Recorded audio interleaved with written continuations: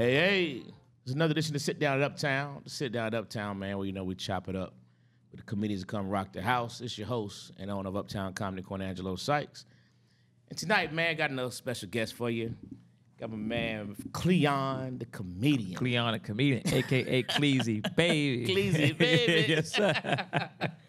Cleon, man, how you doing, brother? I'm feeling good, man. How you feeling, good, bro? Hey, man, everything's good, man. Man, that's amazing, man. Good to have you back to Uptown, man. It's always a blessing to get here, man. I like when you open the door for me to come in here and do my thing. Always a good crowd. Yes, you know sir. what I'm saying? What, your fifth club? Yeah, something like that. I think I did 3 of them. Yeah, you did 3 of them. Yeah. I liked I liked all of them, man. That's For what's real. up. So, Cleon, man, I always like to start these conversations, man, taking the trip backwards, right? Right. So let's take this road backwards, man. Let's talk about the youngster, man. Let's talk about where you're originally from and what growing up was like in your neighborhood. Oh, shit. I'm from Baltimore City, West Baltimore. The projects. A lot of drugs, a lot of killing. I had a big family. They ran the streets, so of course I followed them in the streets.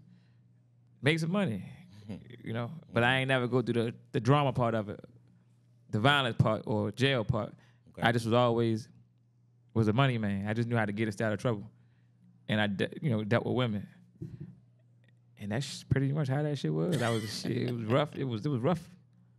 Projects, killing, sleeping on the cement, mother struggling, father getting high. Okay. Yeah, and I had to make a choice.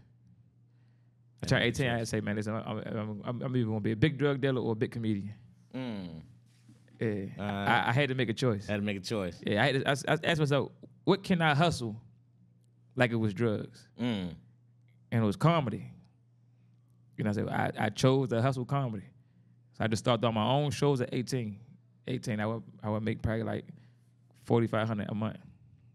All right, slow down. We're gonna get to that. We're gonna get to that part. We're gonna get to that part. Let's go back first. All right. So as a kid, siblings? 2 brothers, 2 sisters. 2 brothers. I'm 2 the oldest. Okay. Yeah, I'm the oldest. All right. Yeah. So now, in that neighborhood, man, what was school like for you? School was rough, man, because I ain't like, school was rough. We was shooting dice, driving cars, dealing with the women, with women, and a lot of hooking school. Really? Yeah. I ain't never go to class because I ain't like being told what to do. What age did that start? That started at 16. Okay. Yeah, Okay. It was like a young boss. Like, I'm making more than you, teacher. You can't tell me what to do. Right. Which I regret though. Okay. I do regret it because they had my best. As I get older, they had my best interest, and I could have learned a lot. But I dropped out of school in 9th grade. Oh wow. Yeah, I ain't gonna get no GED or nothing. Is that right? Yeah, I had to make a choice. So did you drop out 9th grade due to the street hustle, or just what was it that led to that? Fun. Okay. I was being a follower. Like we was busy. Yeah, like, dang, am I going to school and learn and deal with these kids? Well, I'm gonna be outside and trying to make another 10,000. So I was just busy in school. I already hated school, so I go to school, LS 400, pick up girls and roll out. Really? Yeah. But the older dudes around me, as I got older, I realized they was young-minded. How you letting me 16 hook school versus saying, yo, go to school, then come get some money. So it was like a mental thing. Like, damn, I'm older now. Y'all ain't even show me the game. Okay. Y'all showed me the legal game, but y'all supposed to school me. I would be much further. Okay. Yeah, so I definitely regret dropping out. Yeah. So how was that for your siblings? And they were all younger than you. My mom hated it because they would follow me. Okay. But I would tell them, like, yo, go to school. Because I'm going to need you to work for me one day. You know what I'm saying? Like, I would learn from them, like, go to school and teach me what you know. You know, I only learned in 1st grade. That was 8th grade. Really? Everything else, life had to be common sense.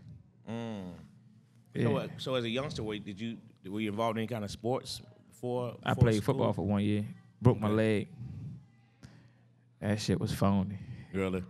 Yeah, broke my leg. That shit hurt.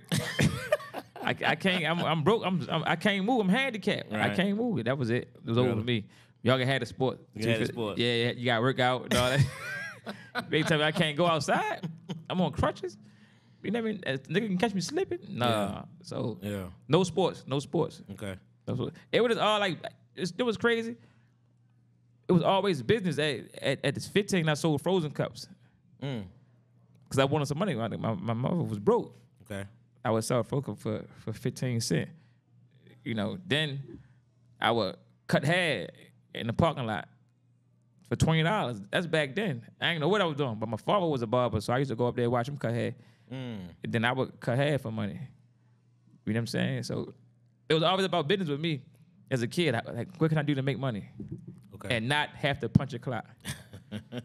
Yeah, so Gotcha. Yeah, it was crazy, man. Now I'm thinking about it. I just always wanted to just make some money. Yeah. Yeah. Just the hustler mentality. Hustle. Legal though. I always wanted to make legal money. Okay.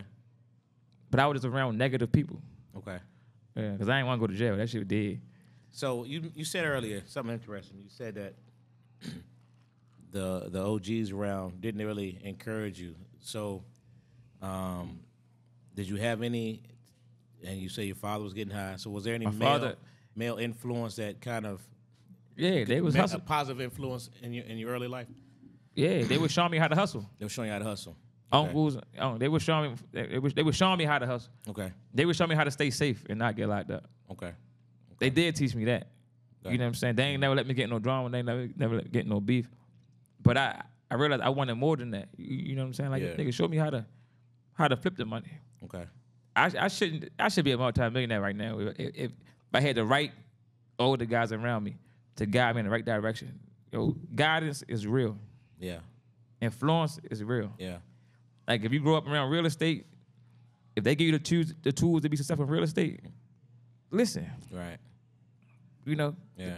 So, yeah, I definitely wish I had other guys outside of the pocket.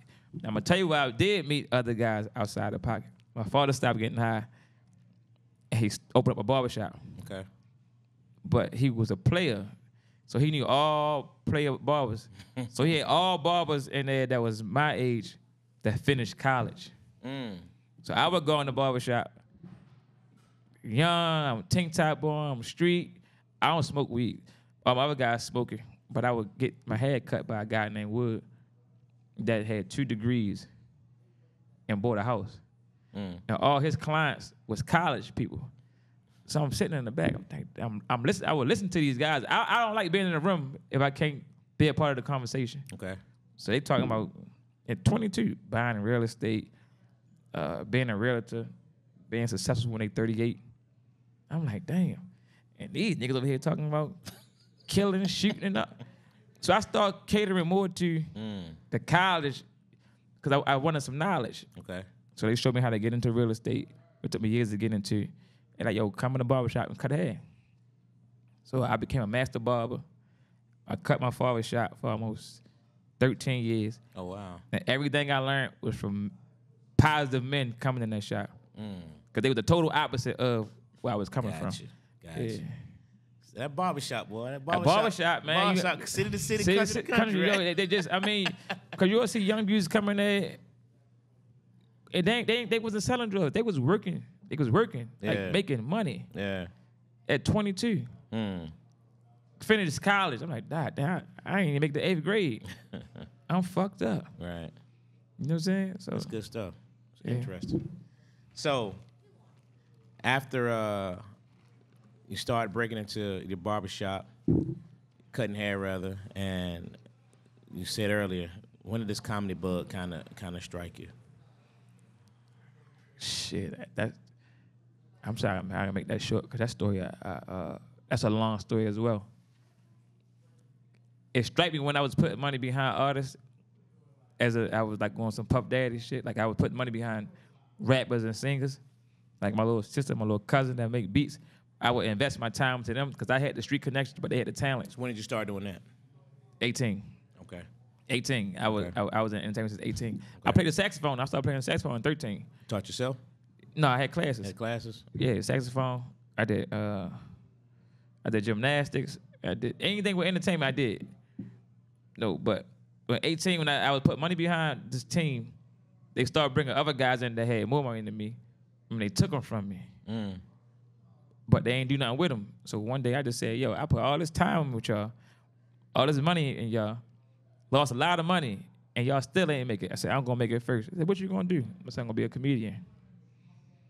And that put the battery in my back. Like, I couldn't let y'all beat me. Because at the time, I didn't have no talent. All I did, I just knew people. Okay. But I was always funny. So for 2 years, I would lie and say I was a comic. I'm a comedian. I'm a comedian.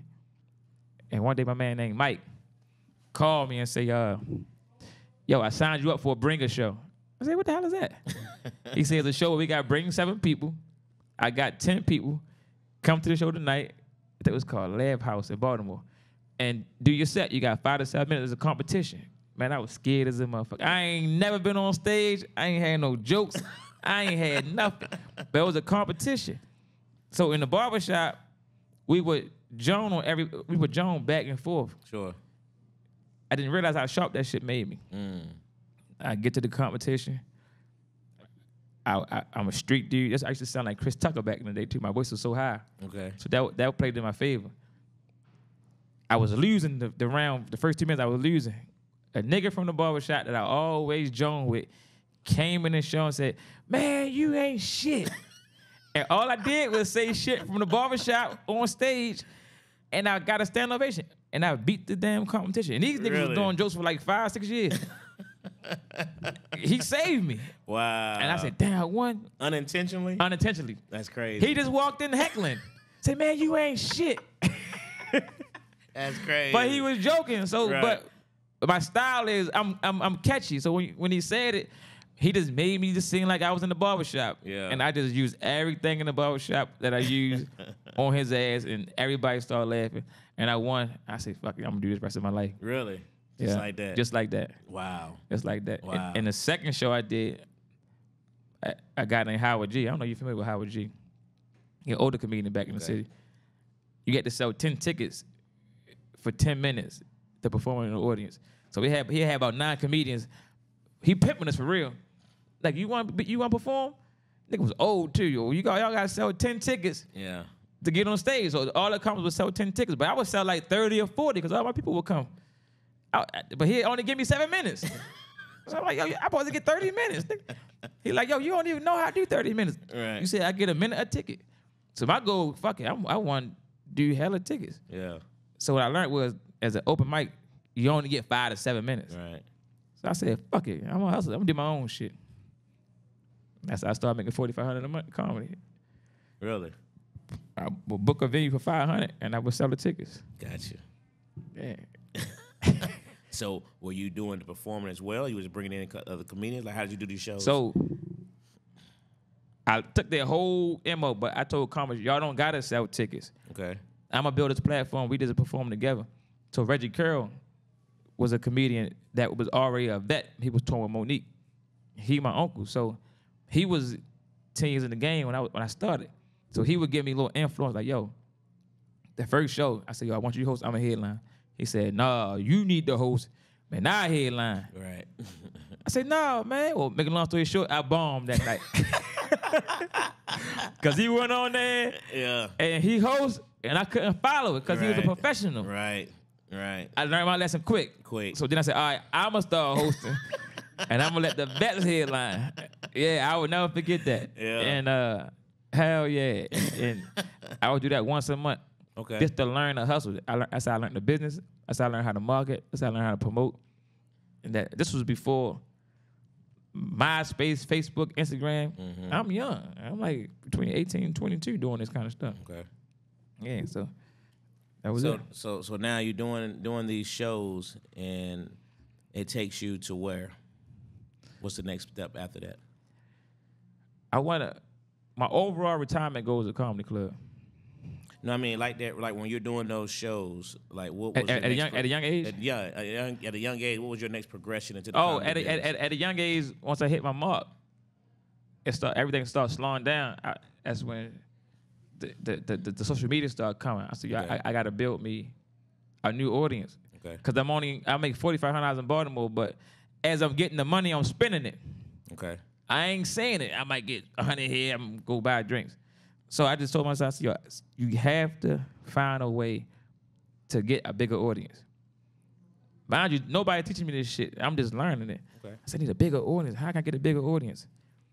So I used to shoot, not shoot, I used to shoot stuff on my big ass camcorder. I had shot a skit, but it didn't have a name to it. I shot it. I sat on it for like almost a month. Mm-hmm. I would edit it.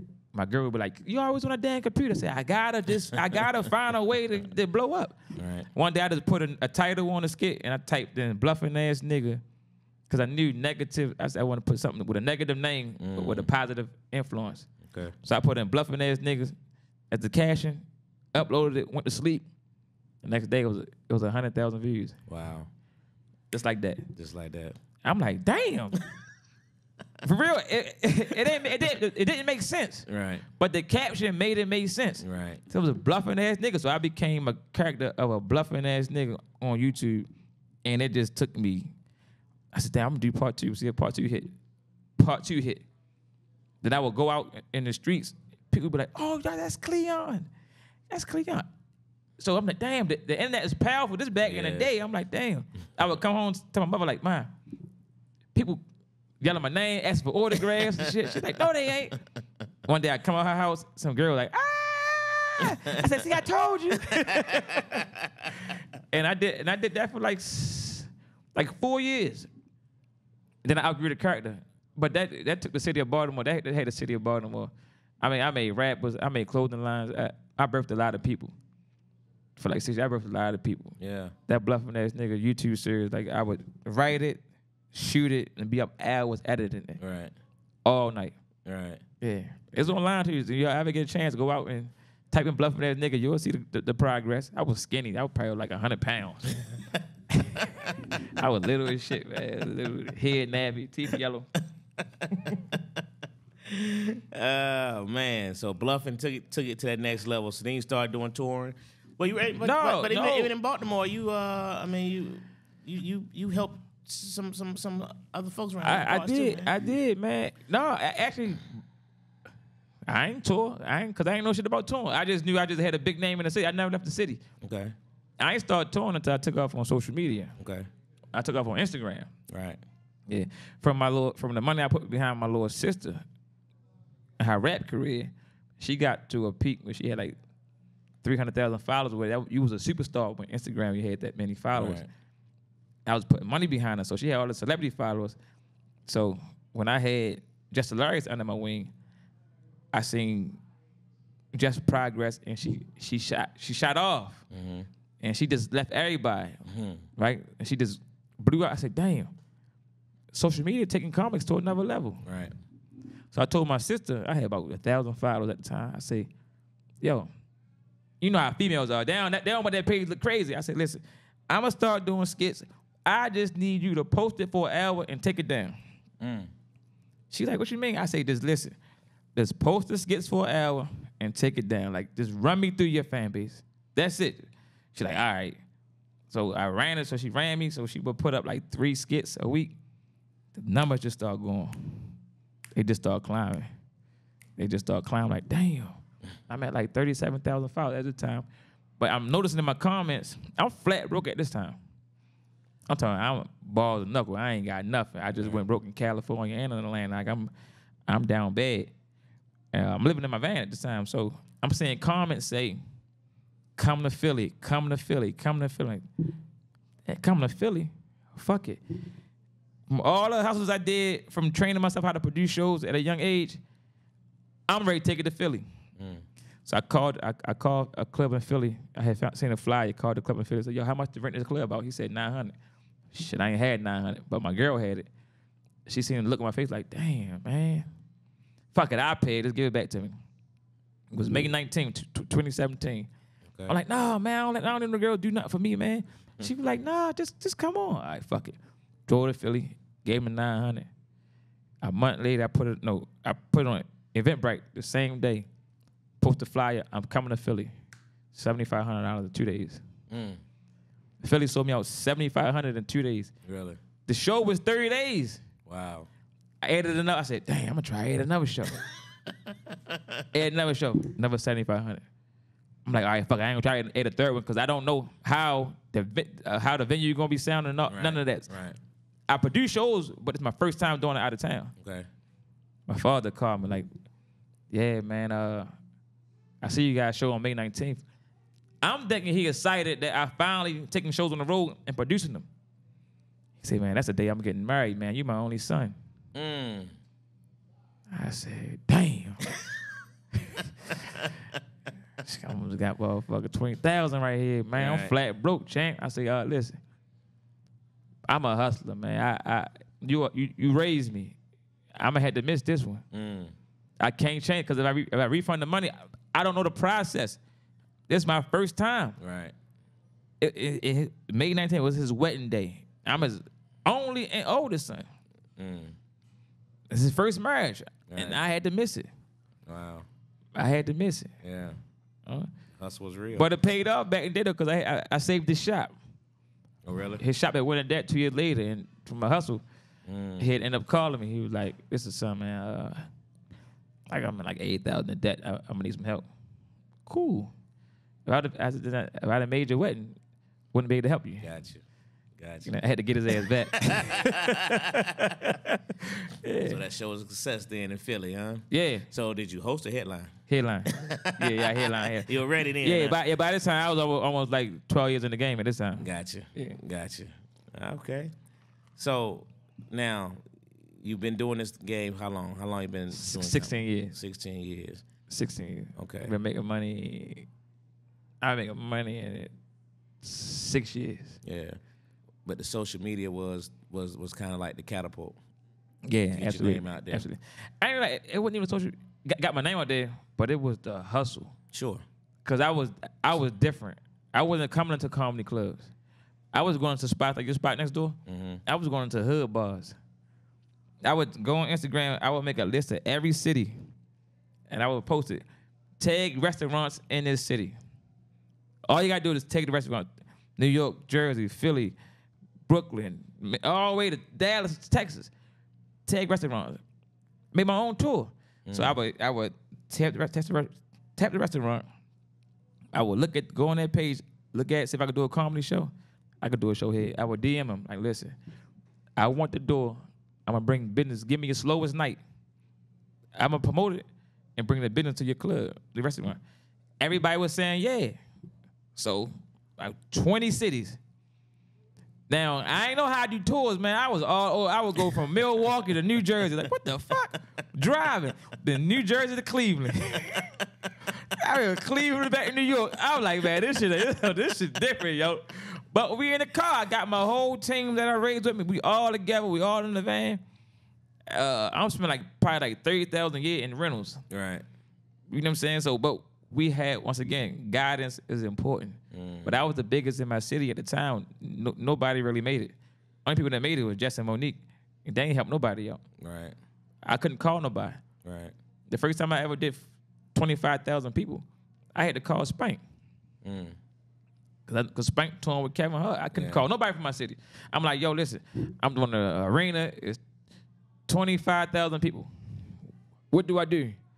He said, yo, just perform for the niggas in the back. and that's what I mean. Like, you be able to call people and get advice. Yo, advice is big, man. Yeah. In this industry. No doubt. Yeah. So do you have any, because while you were going through your steady grind, so you didn't have any OGs that kind of helped nurture you through this game at all? Yeah, but I blew past him. His name was Larry Lancaster. He stayed at local. He ain't leave. He ain't go to California. Okay. So he raised me. I will never say I was on his level, but he raised me to be competition to him. Because he a vet and he my OG. So I never want to be like a better than him. I did things better than him. Okay. He taught me a lot. You know what I'm saying? But he was stuck. Once you raised me to your level, what's next? Right. He didn't know. So I had to go out and figure it out. Then I pulled him up. But he couldn't handle it. It was, at the time he was a little older, too much traveling. Like, I ain't driving from Milwaukee 12 hours back to New Jersey. This is what we got to do. Is you rocking or you rolling? Right. You know what I mean? Right. He ain't want to do it, so. So your comedy style, like you said, you started off with just the Barbershop Jones to now you got a whole little platform. Where did that style come from, man? Being a player. Just being a player, straight being up. Being a player.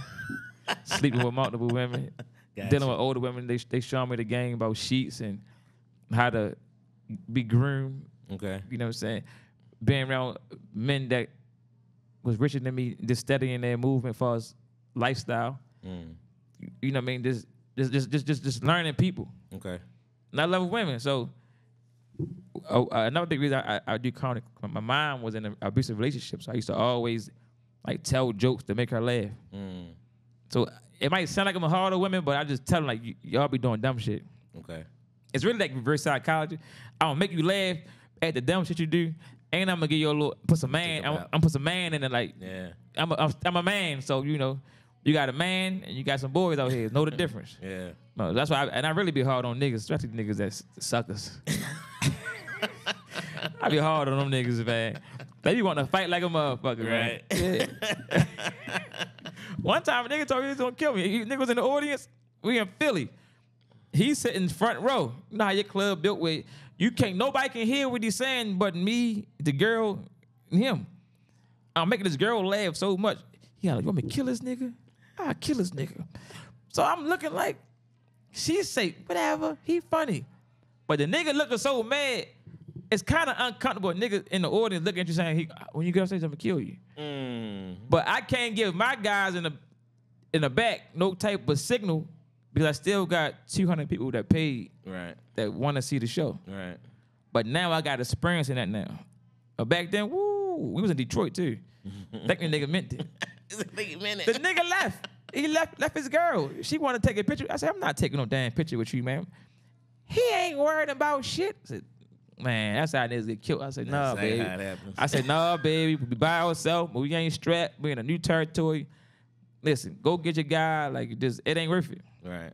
You know what I'm saying? Right. That was tough. I got out of that. So Cleon, when you as you're in this career right now, man, what are the things that you want to accomplish? Like, what are your future goals? My new goals. Because I got one new goal, and that's my own quality movie. Okay.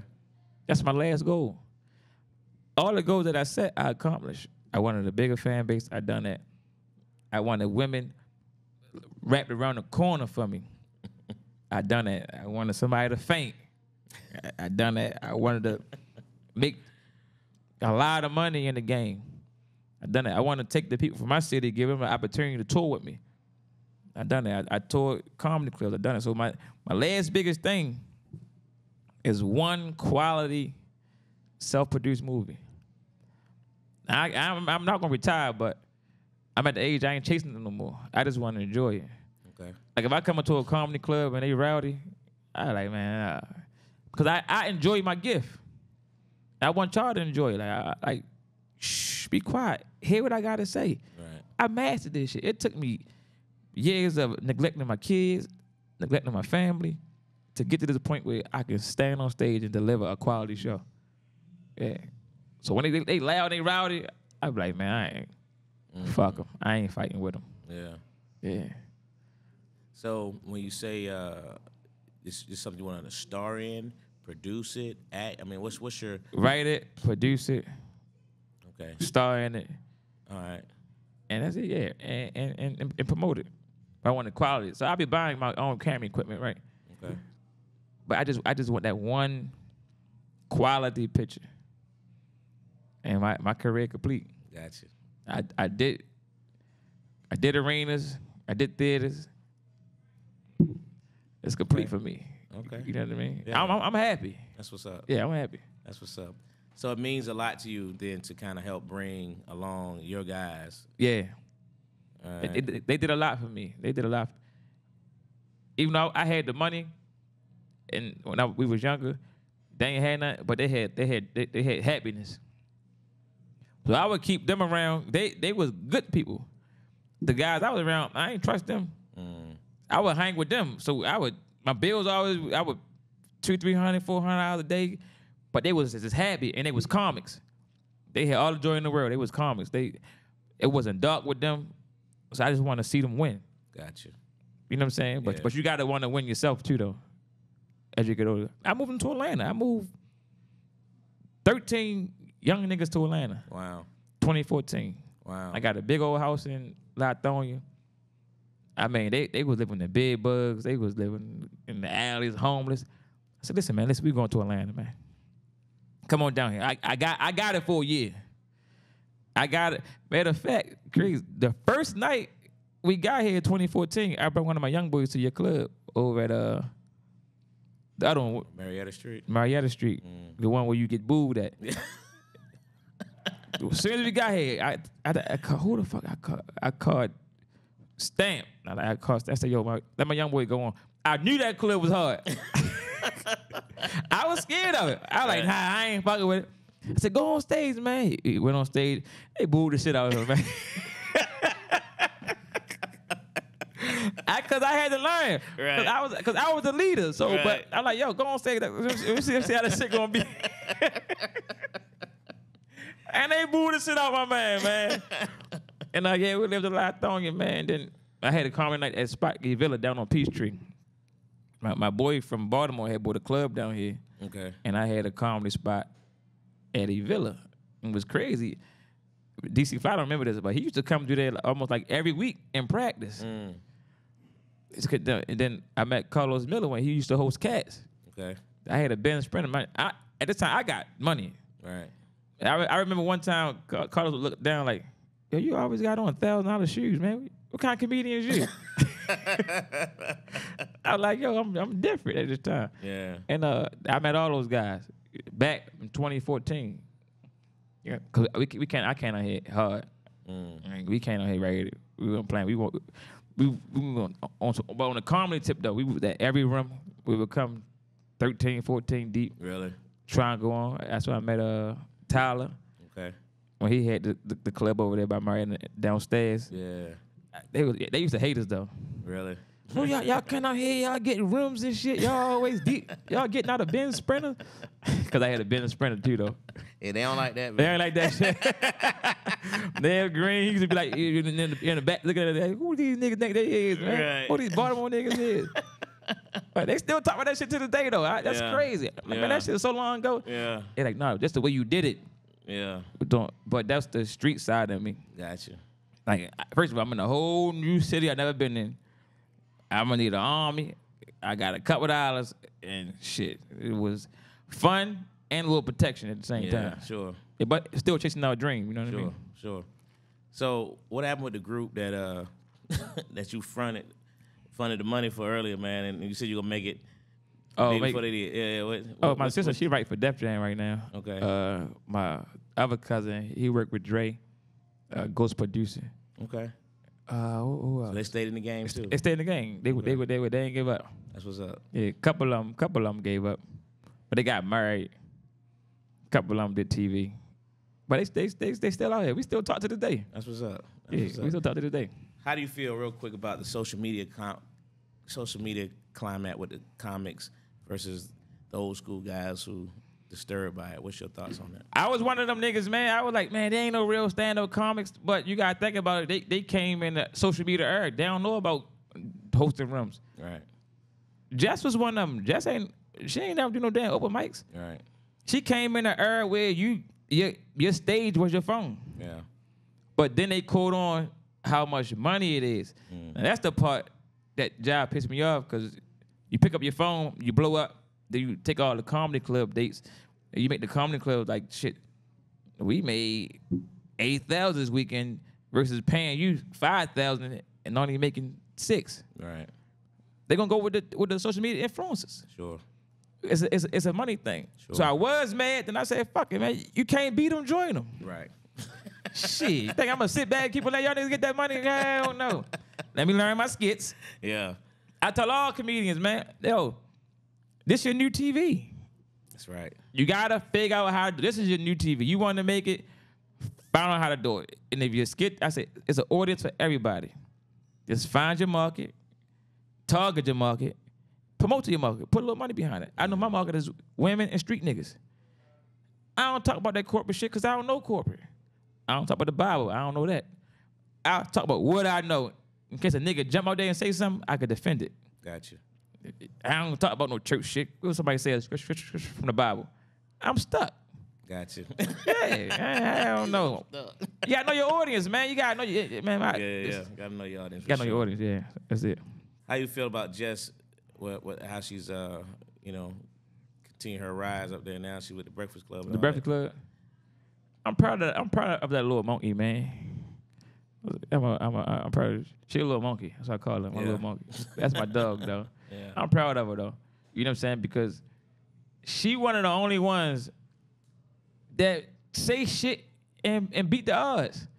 If you think about it, she been in hot water so many times and be like, all right. At the Y, I said, yo, she really be testing the waters. She gonna say some shit and she gonna pull back, but she a female. You know what I'm saying? Like, Breakfast Club, they needed that ass. Yeah. They needed that ass. Yeah, because they was falling off like a motherfucker. Nobody watching that shit, man.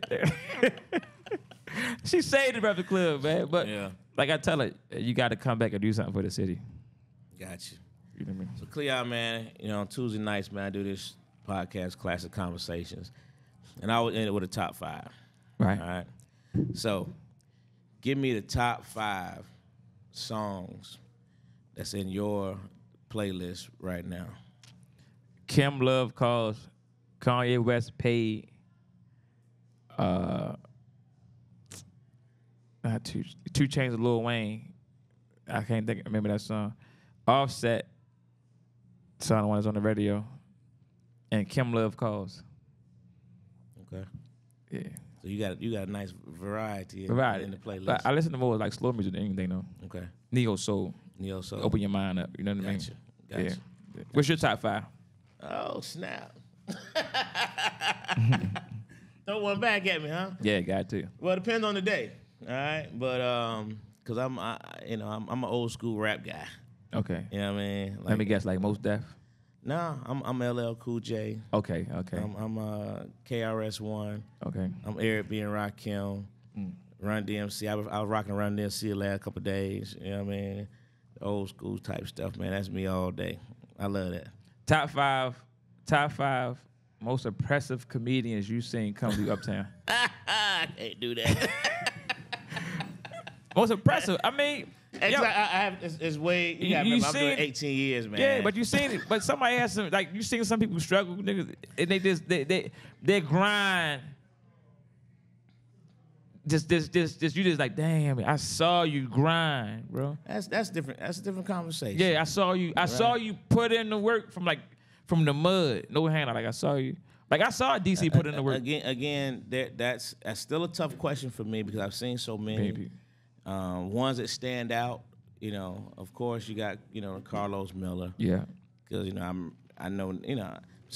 See, I was there the night Mike Epps first hit stage at Uptown. You know what I mean? Got booed. You know what I mean? Booed, yeah. So yeah. I go just your catalog is so long. Yeah, man. But most recently would be somebody like a DC. Yeah. Desi Banks. Desi Banks. Yeah. Because I remember Desi coming to the club. We had the conversations in the office. You know what I mean? Yeah. And to see, progress. I gave him some stuff to think about. He came back a year later, say, "OG, I think I'm ready to take a shot at it, man." And, yeah, you know what I mean. So I appreciate his story too. The guys who just stayed with the grind, even though they started getting some, but they stayed with the comedy grind, and they still with it. Respected the game because you still see these same guys in the open mics practicing their craft. Yeah. Those who respect the craft, I respect them. Yeah. It's a hell of a craft. Yeah. You respect the craft. I've grown to love this business and this game of comedy, and so I appreciate guys who respect it. Do you ever sit in the audience, like, as a customer and enjoy the show without walking around? When last time you did that? Not here. Not here. If I'm out of town, but here it's hard to do that. It's hard to do. Yeah. Somebody always. Always. Hey, if I'm here, they know I'm here. Yeah, you gotta put a ski mask on and sit in the way. Yeah. When I go out of town somewhere, then I can. You know what I mean? Like some people like, man, why you tell me here? I didn't want to. Yeah, I wanted to sit down and enjoy it. I wanted to have a drink and chill, man. Just enjoy it. Just enjoy it. Because I don't want you to do me no favors. That's right. Yo, I got you. Leave your name. No, I'm gonna pay to get in. I'm a customer. I'm gonna sit down. I'm gonna watch this show, and I'm gonna leave. Real bro. simple. Yeah, I don't do no favors for me. Thank you. Yeah. I don't want to be in the frame. Give me that. You said run back there. Yeah, that's good. Yeah. Whatever he needs, you know who this is? Now you got to explain you own clubs and shit. Then you got a bunch of comedians coming up. Yeah, I'm trying to get a night at your spot. You be like, man, I'm not at work, nigga. Leave me the fuck alone. That's when give me your number. When a nigga hit you with the give me your number, you be like, I got. How you curve this nigga? Like, man, I don't even know all day. I used to have a dummy phone, but now nigga call your phone and see if it ring. Right. That nigga's crazy, man. True story, man. Well, Cleon, man, I appreciate the time, brother. You know what I mean? We appreciate you always coming down uptown and rocking out with us, man. Yeah. Absolutely, man. We're gonna continue to watch you grow, man. You know, we know the sky's still the limit for you, bro. Sky's the limit, man. Yeah, man. I'm here, man. When you get the movie set, man, you know, make sure you put a little cameo in for Uptown, man, you know? Yeah, you goddamn right. I don't trade. There goes a statement. They gonna stay right there. Yeah, I don't trade, nigga. I'll stick with the gangster. There it is, man. Hey, listen, another edition to Sit Down at Uptown, man. Cleon, the comedian. Cleezy, baby. Cleezy, baby. Here we out.